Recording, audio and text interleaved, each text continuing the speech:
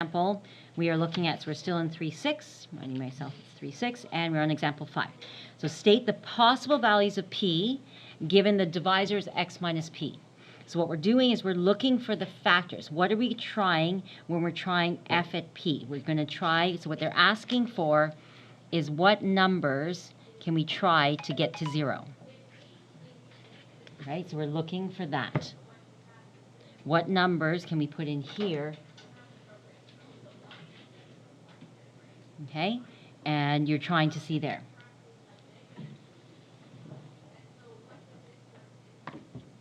So now, I already said this part, right? So the last number is the 8. So we're looking for possible multiples of 8. So we're going to list these. So I'm going to kind of list it here in the middle. Leave room because we're going to have to do like 4 lists and then we'll summarize it. So we're looking to see the multiples. So it's going to go plus and minus 1. And then I'm going to go over here. So I'm going to do plus and minus 8, plus minus 2 with the plus minus 4. So that's my first try. So I would try all those. Those are nice integers there.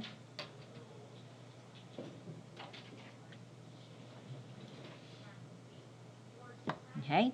Then we're going to look at the combination of 6. So remember that 6 is this idea is that it could possibly be the factor here. So when we're thinking of trinomials, the 6 was here in front. It could be 6x, or it could have been 3 and a 2, that sort of thing. So any combination there.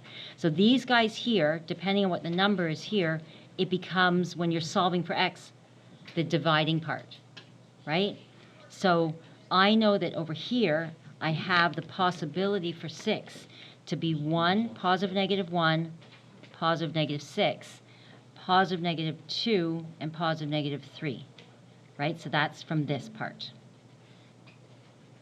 Okay, but I need this to be underneath these guys, right? Because when you're looking at the factor, if I was solving it, my factor would be x equals question mark over the 6, right? Because I bring it over to solve for it. So we're saying solve for the 6. So say, for instance, my factor was 2x plus 3.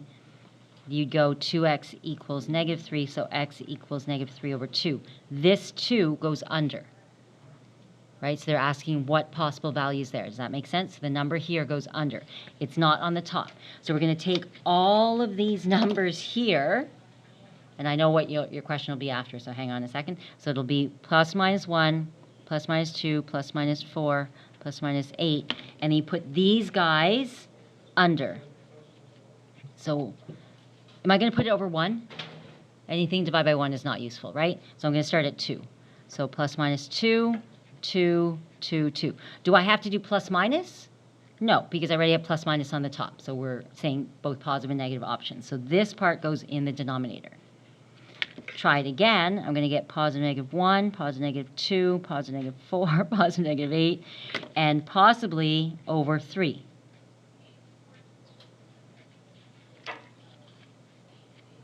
My last possibility would be positive negative 1, positive negative 2, positive negative 4, positive negative 8, and it could be over 6.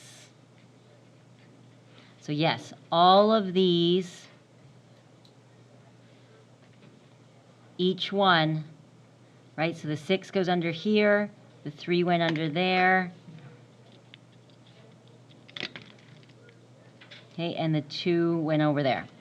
So all of those. Now, one second, you're going to reduce these, and then you're going to see which ones are repeats, right? Because some of these are repeats, aren't they? 4 divided by 2 is already 2. So we're going to take off the repeats, okay? So then we're going to go, okay, so which ones are repeats? 4 divided by 2 is, I'm going to use blue, so it'll be 2, right? So that one's done. That one's 4. That's a repeat. 2 divided by 2 is 1. How about, can I reduce any of these? No. Can I reduce these? 2 and 6? Yeah, that'll be 1/3. And this will be 2/3, and that'll be 4 over 3. Then you go and say, okay, what do you want me to do with this? I want you to summarize it. So I don't want you listing it like this. This is mess. I want you to summarize it. So all of these are possibilities. This one, 1 is already there, 2 is there, 4 is there. Don't repeat yourself. 1/3, yep, I need that one. 2/3, 4/3, 8/3, yes? Do I have 1/6 yet? Nope. 1/3, I already got it. 2/3, already got it. 4/3, got it. So then you summarize all of this, and then your question's going to be, are you going to give us a question that we have to try all of those? Of course I am. I'm going to give you a 9-hour test. Are you kidding me? Never. Okay? So if I give you one to try, how do I make it so it's a doable question? I just make sure that there's fewer possibilities, like a 1 and a 2, or a 1 and a 3. And then how many possibilities? It's a lot fewer. I gave you 4 with 4. So then the combinations are actually 3 by 3. There's a lot, right? So the combinations are a lot more. If we want to reduce it, I give you something like a 1 and a 2 or a 3, and then you have a dividing possible, but not a ridiculous number of tries. Was that your question? No. Question? Yeah. No. I was wondering, why did you put the positive negative on the denominator? Because it's going to cancel out with the top and bottom. So if I do positive 1 with a positive 1 with a negative 1, it's the same with a negative and a positive, so it's repeating, right? So if I do positive negative 6, I do 1 divided by a positive 6 and a negative 6, which gets me negative 1/6 and positive 6.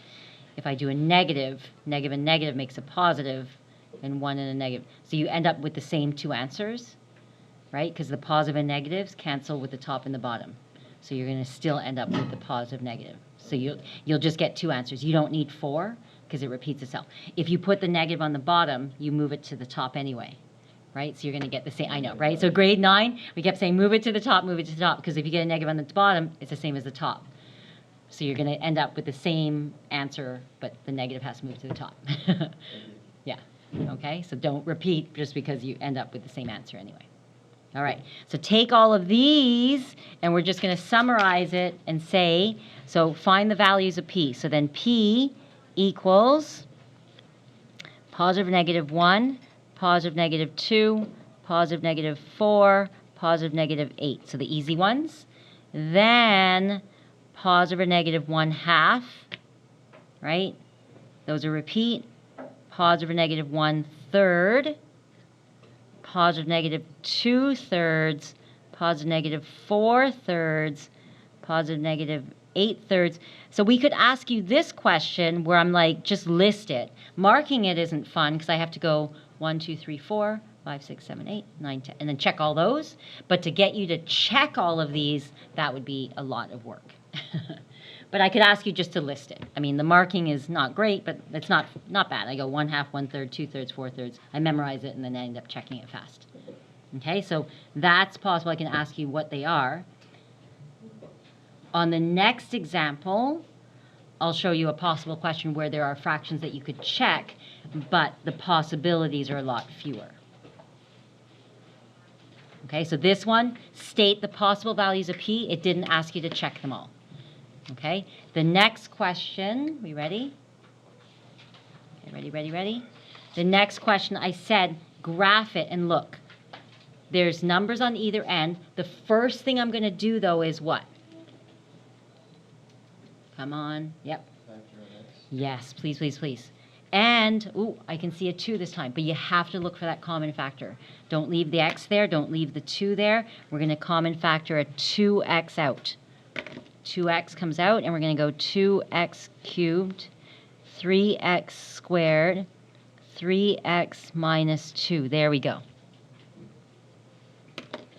And then possibly I actually could get fractional factors, right? But look at the possibilities. It's a lot fewer because, look, it's only 1 and 2 and only 1 and 2. So then I'll just do the possibilities over here. It's going to be a lot smaller. So for here, it's positive negative 1, positive negative 2. So I would try 1s and 2s first. Then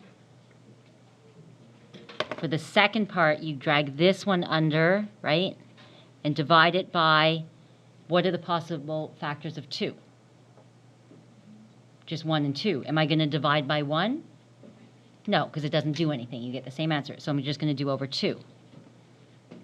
And don't do positive, negative on the bottom because, again, you're repeating yourself, right?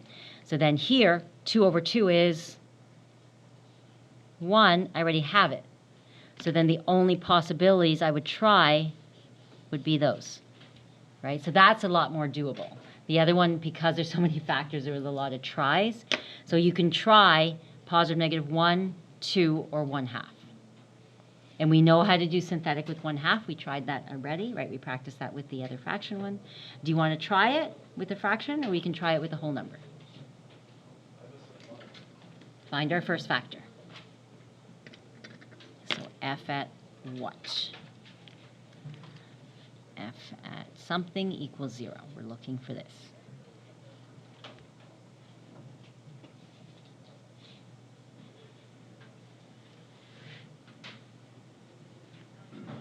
What works? Anyone got the first one? So you can try 1, negative 1, 2, negative 2, or 1/2, or negative 1/2. First, yep, 1. 1 works. Okay, and that way x minus 1 is a factor. So just because it is a possibility doesn't mean you have to start with it. You can try the integers first and then go to the rational number. Yeah? It doesn't matter where we plug the number into, right? Like the factors are really... This one is better because you already took out the common factor, right? So you know 0 works, so you can put it right into here. Right? There's no point in putting that into here because it's wasted. We know the factor is 0 for that one, so I would put it into here. Yeah, put it into the leftover, start at the second step. Yeah, so start here, we're going to put it into there. All right? And then always start with the next factor. You start with the next one down and the next one down. Okay, so synthetic, let's do this one more time, and then we get to read the question. This one says sketch a graph. The other one said just factor. So when it says factor, you're factoring, you're not solving. Here it says sketch a graph, so you're going to have to do the whole thing. So read the question. Okay, so then we're going to go, and yes, good question, we're going to start from here. Okay, so we're going to start from this. Does that make sense? So from this part. Because we already common factored it out. Does that make sense? Yeah, so good question there, right? So we want to start with that one. So we're going to go 2, 3, negative 3, negative 2. Okay, grab that. And what do I put over here? Remember, you grab this guy, put it over here. We're going to put positive 1 there, right? The opposite. Grab this down, multiply, add, multiply, add, and then yes, good. Thank you. 0.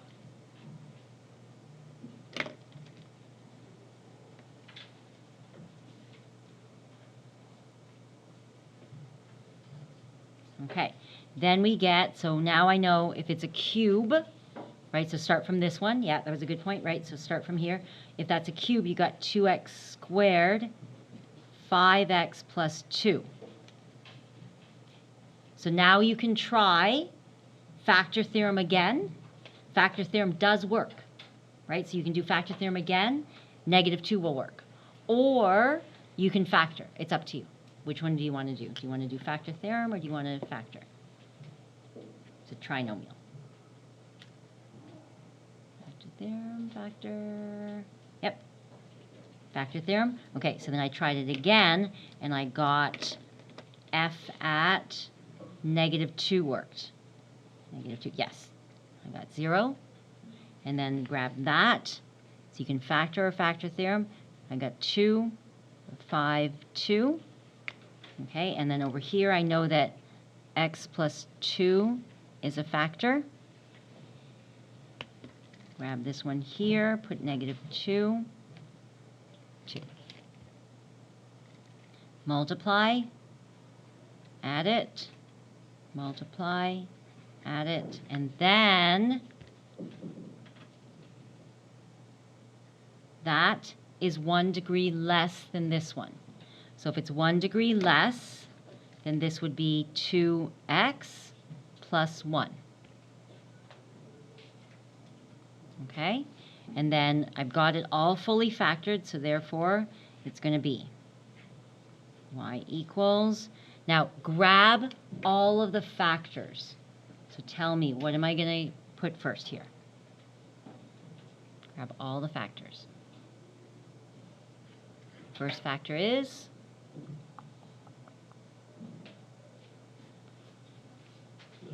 yes, 2x. Don't forget that 2x. People always forget this poor little 2x, but we're going to check that always, always, always. Then I have this one, x minus 1, up there, right here. And then I have this one, x plus 2. And that's 1, 2, 3. Uh-oh, missing 1. My last answer here. 2x plus 1. Do a double check. 1, 2, 3, 4. My initial degree is 4. Just do that double check because this is where you drop one off and you're so focused on everything else, you don't do a quick double check. Degree of 4. 1, 2, 3, 4. That's my question. They all have an order of 1. So when I graph it,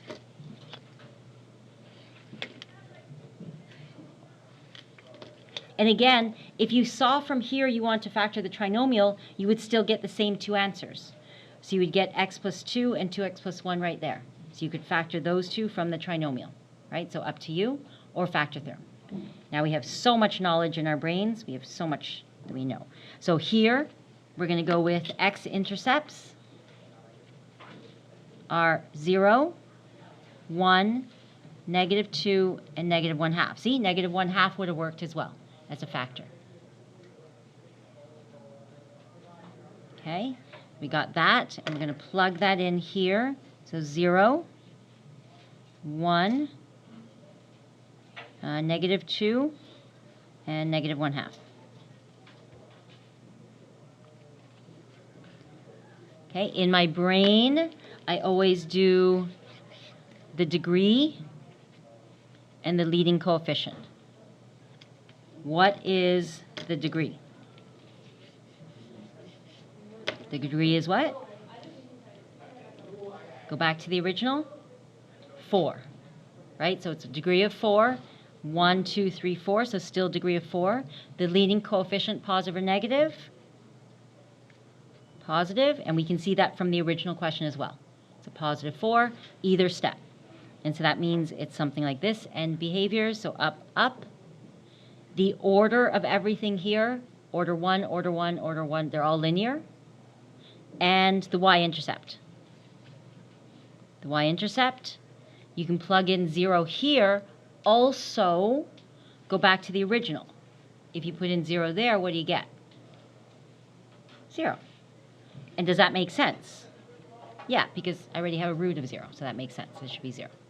Okay, there shouldn't be an extra y-intercept.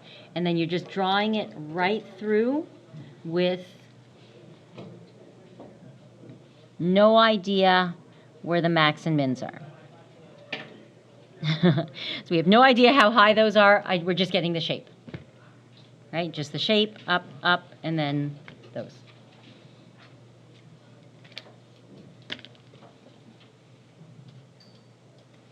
Good, good. Questions?